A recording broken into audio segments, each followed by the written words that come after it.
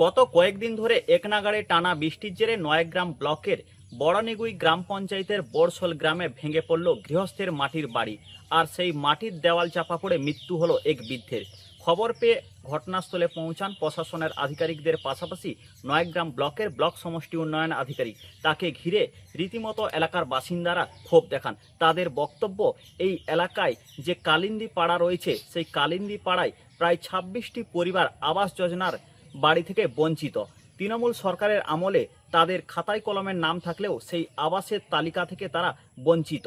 এখনও তারা আবাস যোজনার বাড়ি না পাওয়ায় ক্রমশ ক্ষোভ বাড়ছে ওই এলাকায়। পাশাপাশি জল নিকাশি নালা নিয়েও ক্ষোভ প্রকাশ করেন স্থানীয় মানুষজন।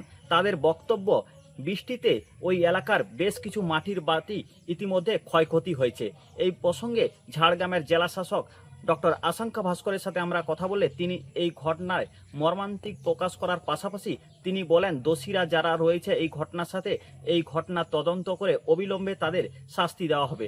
এই ঘটনাকে কেন্দ্র করে যেমন আবাস যোজনার দুর্নীতি নিয়ে সামনে উঠে আসছে, তেমনি ওই এলাকায় কবে সাধারণ মানুষজন আবাস যোজনা বাড়ি পাবেন সেদিকেই তাকিয়ে রয়েছেন ওই এলাকার বাসিন্দারা। কালিন্দী পাড়ার প্রায় ২৬টি পরিবার দীর্ঘদিন ধরে বঞ্চিত বিভিন্ন সরকারি প্রকল্প থেকে। এখন দেখার এই ঘটনায় কারা কারা যুক্ত ছিল এবং এই ঘটনার তদন্ত করে কি উঠে আসে সেদিকেই তাকিয়ে রয়েছে কালিন্দী পাড়ার মানুষজন। ইতিমধ্যে সেই কালিন্দী পাড়ার ২৬টি পরিবারকে নিরাপদ স্থানে রাখা হয়েছে। স্থানীয় যে প্রাথমিক বিদ্যালয় রয়েছে সেখানে তাদেরকে নিয়ে নিরাপদ আশ্রয় যেমন দেওয়া হয়েছে, অপরদিকে তেমনি তাদের জন্য বিভিন্ন ত্রাণ সামগ্রীর পাশাপাশি খাবারের ব্যবস্থা করা হয়েছে। যাদের দেখুন, এইটা হচ্ছে পোর্টাল দেখতে হয়, তো একটা পোর্টালে হাতে ম্যানুয়ালি কিন্তু হয় না, ঠিক আছে। এবার পোর্টালে হওয়ার পর যেগুলো দেখা যাচ্ছে এরকম হয়ে আছে, সেটা বের করাটাও এখন খুব মুশকিল যে কি ব্যাপারটা কি হয়েছে, আগে কেউ পেয়েছে নাকি বোঝা যাচ্ছে না। আগে অনেক সময় এরকম দেখা যাচ্ছে, ধরুন বাবা ছেলের নামে আছে, হয়তো ছেলের নামে বাড়িটা পেয়েছে, বাবার জব কার্ডটা ইউজ করে জব কার্ড এক্সিস্ট দেখাচ্ছে, মানে কি তারা টাকাও পায়নি, মানে যেটা হয়েছে ওই জব কার্ডটা এর আগে ইউজ করেছে কোনো একটা বাড়ি পাওয়ার পর।